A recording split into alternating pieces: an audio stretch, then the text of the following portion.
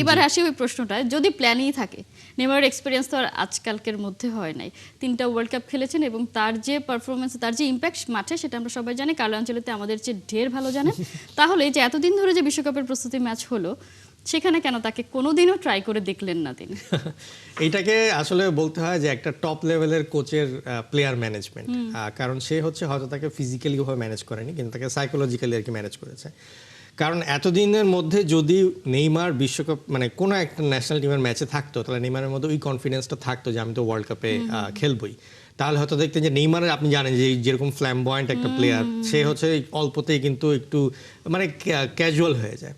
তো অ্যানচেলত্তি যে জিনিসটা করলেন যে তাকে এর মধ্যে না নিয়ে তাকে ওই বারটা সেট করে দিলেন যে ওয়ার্ল্ড কাপের জন্য লড়তে হবে। এবং আপনি দেখেন গত 4-5 মাসে নেইমার যে পরিমাণ এফোর্ট দিয়েছে মাঠে, এটা কিন্তু অনেক বিরল মানে নেইমারের ইতিহাসে। কারণ নেইমারকে প্রায় সময় দেখা যেত ইনজুরি নিয়ে 2-3 মাস মাঠের বাইরে, কিন্তু নেইমার যেই সিরিয়াসলি এফোর্টটা দিয়েছে, ইভেন লাস্টের কয়েকদিন আগে যে আপনার সাবস্টিটিউশন নিয়েও যে পরিমাণ এফোর্ট, তো এই যে অ্যাগ্রেশন, এই যে এফোর্ট, এইটা মনে করেন নেইমারের কাছ থেকে বের করে আনাটাও একটা কোচের দক্ষতার মধ্যে পড়ে। সো আমি বলবো যে এটাকে সাইকোলজিক্যালি আসলে আনচেলত্তি নেইমারের সাথে খেলেছেন, যার কারণে এখন যে জিনিসটা হলো, নেইমার এখন যেহেতু চান্স পেয়ে গেল, চান্স পাওয়ার পরে সে আনচেলত্তির জন্য এখন আসলে জীবন দিয়ে দিবে। সো এরকম একটা প্লেয়ারকে যখন আপনি ওই মেন্টালিটিতে নিয়ে যান যে সে মাঠে জীবন দিয়ে দিবে, তার কাছ থেকে আপনি অতীতে যা পেয়েছেন তার থেকেও বেশি পাওয়ার একটা সম্ভাবনা থাকে।